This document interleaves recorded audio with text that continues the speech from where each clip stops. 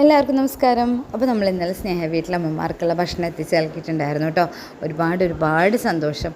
ആരോരുമില്ലാത്ത അമ്മമാരുണ്ട്, എല്ലാവരും ഉണ്ടായിട്ടും ഒറ്റപ്പെട്ട് വൃദ്ധസദനങ്ങളിൽ വന്നു ചേർന്നവരുണ്ട്. ഒരുപാട് സങ്കടം തോന്നാറുണ്ടല്ലേ. നമ്മൾക്കൊക്കെ ആരോഗ്യം ആയുസ്സൊക്കെ തന്ന് നമ്മളെ വളർത്തിയ മാതാപിതാക്കളെ നമ്മൾ വൃദ്ധസദനങ്ങളിൽ കൊണ്ടുപോയി ആക്കുമ്പോൾ അവർക്ക് എത്രമാത്രം വേദന ഉണ്ടാവുമെന്ന് പോലും ചിന്തിക്കാതെ സ്വന്തം താല്പര്യത്തിന് വേണ്ടി മാത്രം ജീവിക്കുന്ന ഒരുപാട് പേരുണ്ട്.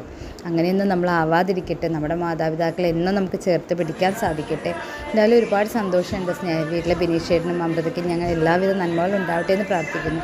കാരണം ഇത്രയധികം അമ്മമാരെ ഒരുപാട് ബുദ്ധിമുട്ടുള്ള സാഹചര്യങ്ങളിലും നിങ്ങൾ കൈവിടാതെ അവർക്ക് വേണ്ട ഭക്ഷണവും വസ്ത്രവും അവർക്ക് വേണ്ട എല്ലാ സൗകര്യങ്ങളും ചെയ്തു കൊടുത്ത് കഴിയുന്ന പോലെ അവരെ സന്തോഷിപ്പിച്ച് മുന്നോട്ട് കൊണ്ടുപോകാൻ സാധിക്കുന്നതിൽ ഒരുപാട് സന്തോഷം. അതുകൊണ്ട് തന്നെയാണ് നിങ്ങളെ കഴിയുന്ന പോലെ ചേർത്ത് പിടിക്കാൻ ഞങ്ങൾ ശ്രമിക്കുന്നതും ഞങ്ങളുടെ അമ്മമാരായി കണ്ട് അല്ലെങ്കിൽ ഞങ്ങളുടെ മാതാപിതാക്കളായി കണ്ടുകൊണ്ട്